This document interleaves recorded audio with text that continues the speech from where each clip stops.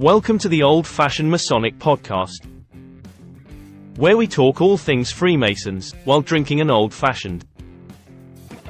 If you're not already a subscriber, please hit that subscribe button now. Platforms other than YouTube tend to block some of our content. Subscribe now to get up-to-date videos and shorts as they release. Now, enjoy this episode. Welcome to the Old-Fashioned Masonic Podcast, where we talk all things Freemasons while drinking an old-fashioned. I'm Brian. And I'm Russ. And I'm Tracy.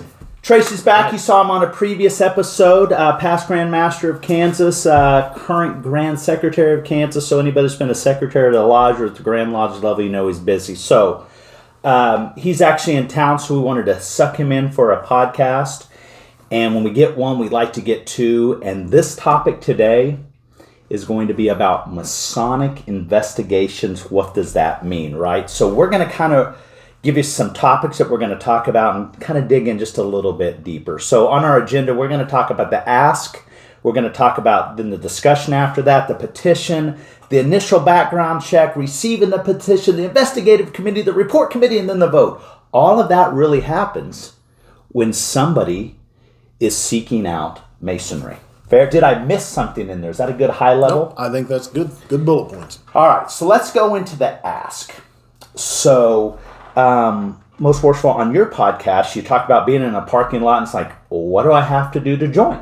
Right? Mm-hmm. And then you said within a couple of seconds, I had a petition. Right. So that's the number one thing. Fair is the ask. Yeah, absolutely. And you have to come of your own free will and accord. You can't be coerced to become a member. Otherwise, it doesn't mean as much to you when you do. We agree. So let's ask this question. We agree on the coercion. Would it be wrong? So Russ and I, we meet with some guys once a week, and we go hang out. And a couple of guys there, and they're always great guys, but you're like, are these guys ever going to ask about Masonry? If we would say, hey, Jim, you know we're Masons, right? You like hanging out? We got a lot of other cool brothers. You ever had any interest in that? That's not coercion, right? Nope. Some would say that's recruiting, which to me, I could maybe debate that one way or the other, but that's not really a problem. Because some people will say, well, I've wondered if when you were going to ask me, I would love to learn more. And that doesn't make them like, well, they should ask about it if they really want to be. Because some people are like, I don't even know how to ask, or can I ask it? If I ask, does that mean I'm precluded? Right. Right. Yeah, and that's exactly right. I mean, how many, undoubtedly, that you, if it's somebody you've been sitting down and talking with, they know that you're both Masons, right? And, they don't understand the process. We don't talk about the process. And so, yeah, I don't think there's any reason why you couldn't say, hey, does this interest you? Yeah. And let him say yes or no. So we kind of pose that question because some people say, oh, you can't recruit. Well, that's not really recruiting. To me, recruiting is, well, there's a lot. I could argue the whole recruiting thing, but the big thing is it's not under coercion. Grandson, you're going to join because Grandpa wants you to join. Go get your petition signed now. That's not really of your own free will and accord to me. It's not. But when we go out and do pin presentations, we hear those stories all the time. Mm-hmm. And, I'm not saying I'm not saying that the person that joins any less a Mason than anybody else. It's just probably not the way we want that to happen. If you're giving them a pin, it worked. Yeah. You know what? That's fair. That's fair. It's like, hey, if you're issuing a check on the deal, that means that loan process worked. Yeah. I like it. So from the ask, it goes into the discussion because, like, for me, I didn't think I knew any Mason when I sought out Masonry. So I sent an email to the Upper Pike secretary. You have a problem? We'll have somebody call you. Roger Snellen calls me. Say, great. Well, let me stop by your office. Okay, comes and talks to me. What are you looking for? He was such a great salesperson, so he qualified me. Right. It's like, well, why do you want to join? So I explained. It's like, oh, well, this is where we think this would be. Da-da-da-da-da. So really, sometimes the discussion is before the ask. Right. So, but those can interchange, right? But you've got that. There are also times where we've had folks seek out the fraternity when I was master and say, hey, I have some interest. Do you know anybody? No, I don't. Here's what we're going to do. why don't you come down? We have dinner before lodge. Why don't you come and have dinner with us, meet some of the fellows, and let's do that a few times and see if this is still for you. Thoughts about that? You've heard this before, I'm sure. Yeah, I think it's a great idea because you build that association and you can, for yourself, you can kind of determine, well, is this guy going to work good with Freemasonry or our lodge, or should he go petition another lodge, or you get to know each other and then you can make some decisions moving forward. There are actually lodges, at least a couple of lodges here in Kansas, that do that. They require their petitioners to interact with the lodge for 6 months or more before they let them petition. Yeah, so they get to know them. I don't know about 6 months, but I like that. But every lodge does something different. Right. Russ, Bob, and I, we did membership for Midian Shrine, and most people now know this, but we sent very few people to our own lodge because we would qualify. It would be like, hey, so what do you look for? Oh man, I'd like to be a master in a few years. Okay, well that's not gonna be a pike, because that's pretty set. But and we need the Masons not to come in 2 years dump out on us. Right. If you're really qualifying these Masons, let's put them where every lodge offers something different. We teach the same thing, right? Yeah. But they offer a different experience. I think the one thing that we miss sometimes is the financial piece. Okay. And the financial piece is something that we need to talk about. Yeah. Because at times in men's journey through life, they can afford a lot. Sometimes they can't afford much. Tighter. Sure.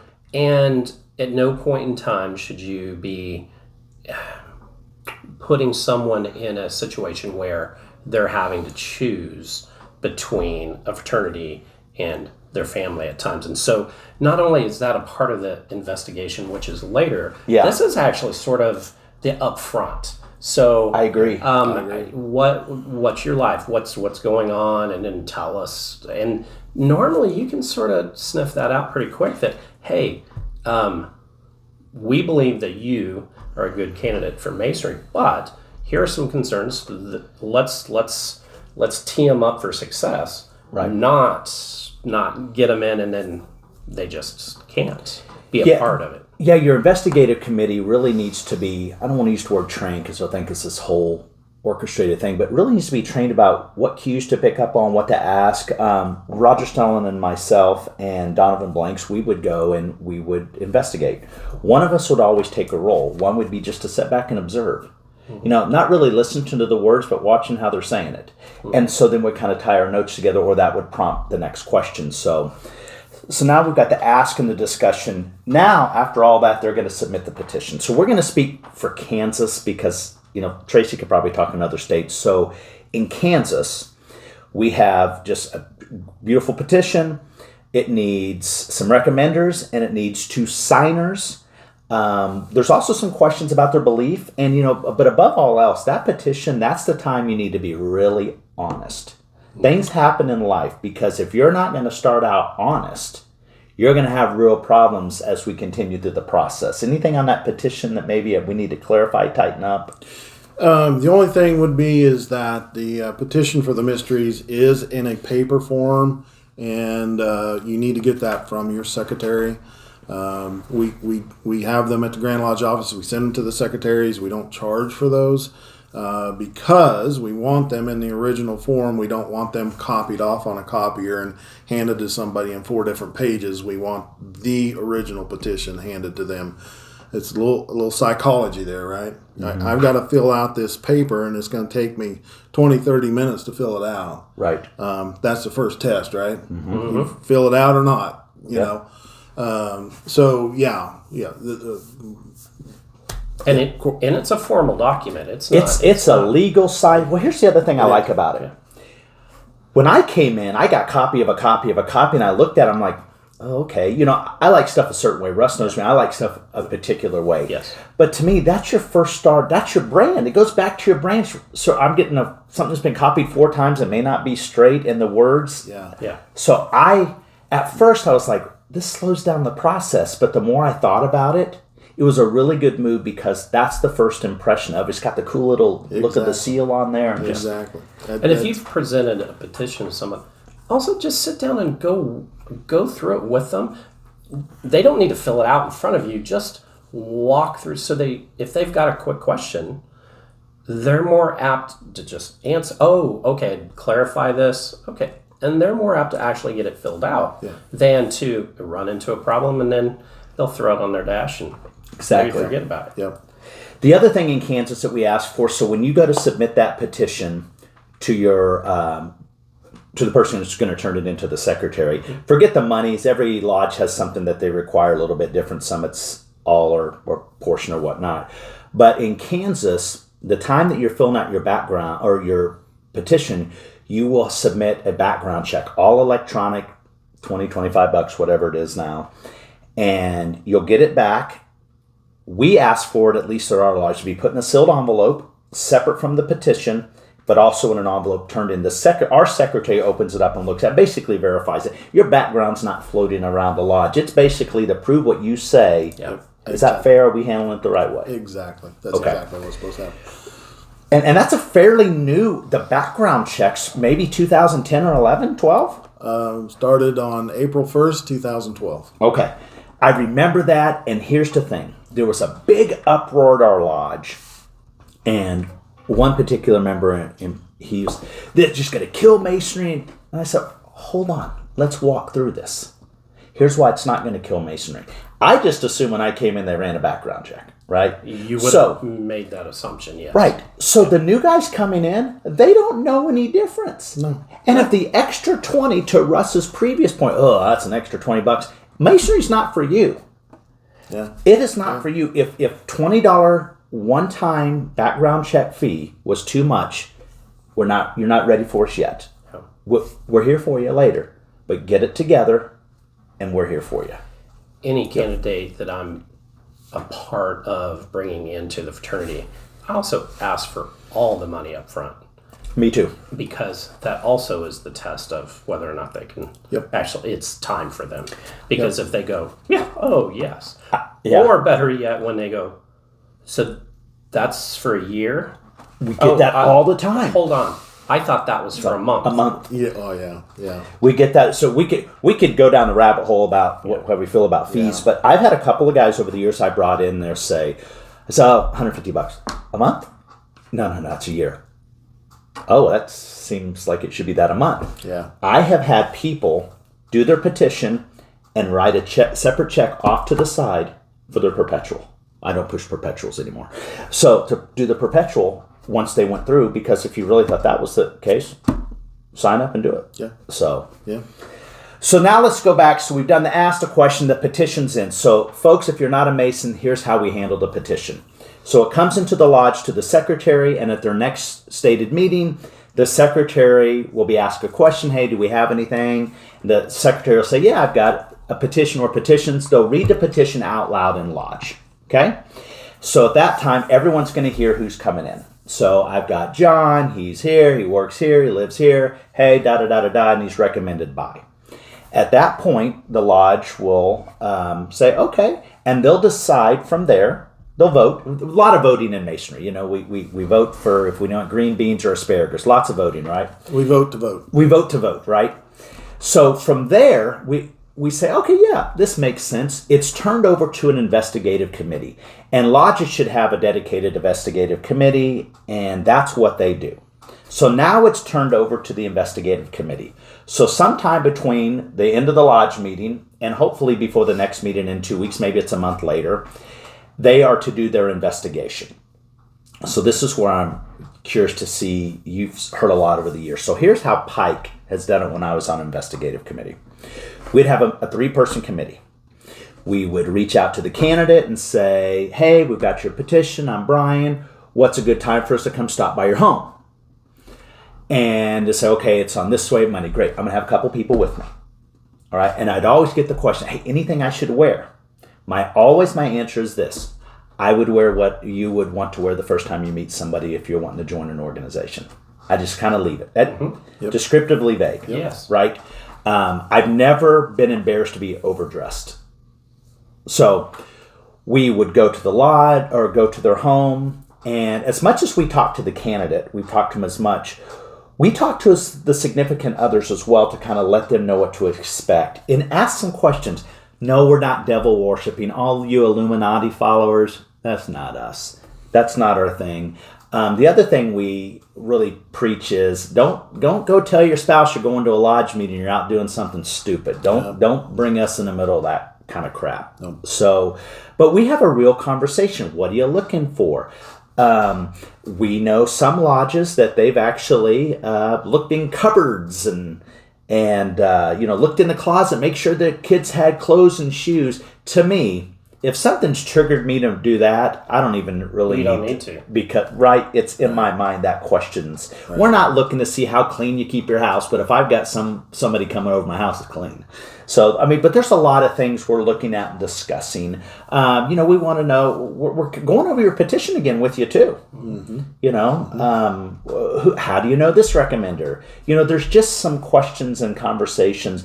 More often than not, I've probably talked to the spouses maybe more than the guys because they don't really have any questions. Mm-hmm. Fair? Any experiences? Yeah, so there is also on the Grand Lodge website, and the secretary can get this, I think it's in the secretary's portal.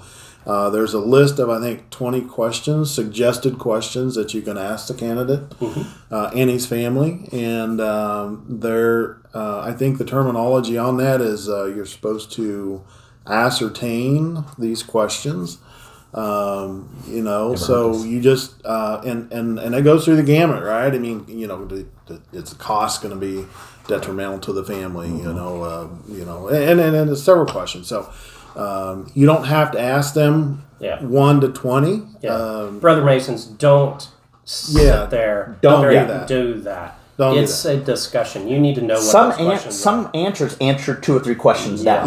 Be familiar with the questions. Take the questions with you if you want, but don't read them off 1 to 20. Wow. So sometimes on this podcast we'll have a list of questions, and Russ and I will have each other's questions, so we try not to step over each other as we're going through, and some questions answers the next. So it's the same type of thing, right? And I'm not saying you have to go print that list off and take it with you. I never do about this list. If you're comfortable asking tough questions, then you're on the right track, right? Yeah, I mean, I personally feel that if you're asking questions that you have no angst about yourself, right. then you're not asking the right questions. That's fair. Questions that you ask them should, make you a bit uncomfortable too, right? To pry into somebody's life to that level. I agree. Your investigative committee, folks that have interviewed people over the years, like for employment, you kind of want to look at them just to because they're used to reading body language and doing different things. You don't necessarily want a bunch of law enforcement officers do that. Could just intimidate a whole nother. But you need to find a good mixture of that. And the other thing, in my opinion, your investigative committee, if this was a perfect world and we had 8,000 members, I would have probably at least 2 different generations there. Very much so. I'd have a different face, so to speak, so somebody could see themselves in the lodge. The same we talked about with line officers. The same way you need to have a makeup of your. You need to have a good mix. Yeah, and for anybody out there that's not a Mason and you're thinking about petitioning, homemade cookies are a good thing. Oh, yes, to have for the that checks off a few that boxes checks right off. there. It does. Those are questions like I think 1, 3, and 5. Yes. But how can you bake? But you're right. We can be bribed-ish. Yes. Right. Yeah. So now the investigation's gone on. So the committee goes out and they come back to the lodge, right? So there'll be a time in the lodge now after the investigating. At the next meeting, the master will say, hey, do we have any committee reports? You have lots of committees and lodges. So the finance committee may stand up and all the committees may stand up. So the investigative committee will stand up and they will give their report, okay?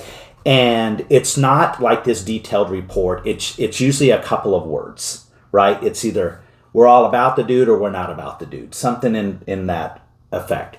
But regardless of what they say, a vote still happens, right? Correct. So it can be, I love Russ, I hate Russ. Doesn't matter what they say, the vote still happens. So here's the one thing that we want everyone to know.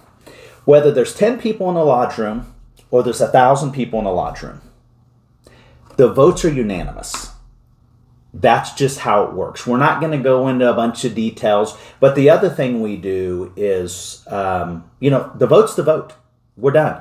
There's no discussion. It's over. I mean, this is how it is. We we're all about Russ or Tracy, or we're not about it. And it's not, well, who did that? And what? We're not about that life. Every Mason has a right to vote his conscience. And that's one of the coolest things about it. I know there's been, over the years, well, why do we do that? If somebody's got a problem, they should be, you know what? That's not what we do. Because, let me clarify. Yeah. Every Mason that's a member of that lodge that night, there can be some guests there that wouldn't Sure, vote. yeah. It's only your so folks that are allowed don't write in that I Fair. was a little wide. And, and every member of the lodge must vote. Yeah. See, that's the thing we've had to debate. When I was master, at one time somebody said, well, I don't want to vote. You're eligible to vote. You must vote. You must vote. I was challenged on that. It's like, I was pretty sure. I went back to read the bylaws. I thought, man, I wonder if I did something wrong here. Because it was somebody who was pretty senior and been around, but bylaws turn into urban myths and urban myths turn into bylaws, and customs and courtesies turn into bylaws, and all of these things. So, and by the way, your bro man, Grand Master Johnson, made a ruling on that last year. The integrity of the vote.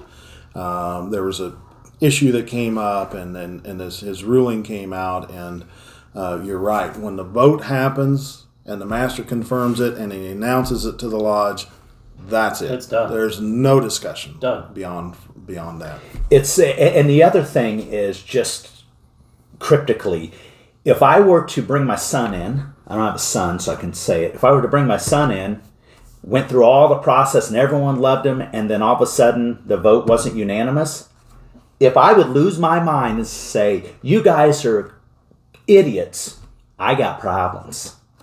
So there's your cryptic. You can guys, all you Google guys out there that think we're crazy, you go look that up. That's out there. But we take the vote very seriously because everyone has a right to be heard, whether it's petty or not. Whether it's petty or not. It is what it is, right? So, most forceful, did we miss anything on Masonic Investigations? Or is there a component that we missed that the world needs to know?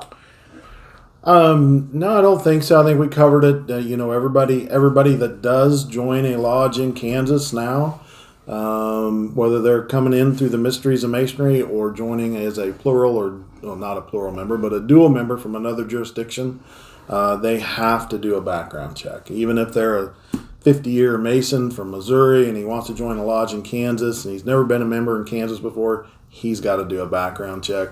Simply because we can't treat him different than anybody else. And there's no reason why you shouldn't. No. When this was all coming about, I remember the conversation with some of the wives, and they said, well, we don't see any problem with it. You have to be background checked to be a Sunday school teacher now. So, Yeah, I agree. And again, the new people coming in, they know no difference. I would argue this. If you went non-payment of dues, which you should never do that. Never let somebody vote on you twice. People, don't ever do that. But you just go out on your own. Demit. Pay it up, demit. Do that. But I think if you go out MPD and you've been out, I'm going to make the number up. Maybe this is a bylaw proposal, Russ. If you've been out 5 years MPD and you want to come back in, you need a background. Because maybe that last 5 years, you've been in a pokey. I don't know. So, is there something? So the Grand Lodge bylaws, are what they are. The service is there if the lodge wants to take advantage of it. So if the lodge thinks that that's what the lodge wants to do, your laws can be more restrictive than the Grand Lodge bylaws. We can add to but can't take away. Add to. Oh, we can redo some bylaw stuff at Albert Pike. That's interesting. Yeah, and precisely for that reason, right? If you're not, if the core bunch of guys in your lodge aren't familiar with this guy that went suspended and he wants to come back in, background check's the best way to go because that takes care of all the public record. I would challenge that if someone went suspended for non-payment of dues, that when they come back in, you just do it. Whether it was one day. You're saying run the background? Because no one in our lodge, we may not know that guy anyway. That's a great point. Yeah, so you have no idea. I was trying to be a little looser on it. You're going tighter. I think tight. Yeah. Well, and the other thing is, that's crazy. You know how you fix it? Pay your damn dues. Yeah. I mean, control your own destiny. Pay your dues. Yeah. Don't risk don't risk having to pass that ballot box again. Yeah. Well, Russ and I have talked about this a lot. Russ and I have strong opinions about everything. But we think we did good work for our lodge and good work for Masonry. It's our perception, right? But I am not naive enough to think that if I went MPD, never going to happen, boys. But to come back in, yeah, there's no way I don't get a cube. You feel the same way with you? You get a cube? Yeah. So you think you'd get a cube? Maybe. Because somebody will have some sort of petty beef with you, right? I'm sure over the last 12 years I've probably upset somebody. Sure. Pretty sure. So, more of the story. Bert, I know you've pissed somebody off. I did it today, and I know that. So, most worshipful Tracy, thank you. Your time is valuable. All right. Thanks for watching Old Fashioned Masonic you. Podcast. What did you think of this episode? To continue to promote Freemasonry, hit that like button now. Don't forget to smash that subscribe button and give us a comment. The Old Fashioned Masonic Podcast, where real Masons talk Freemasonry. Don't forget to like, subscribe, and give us a comment.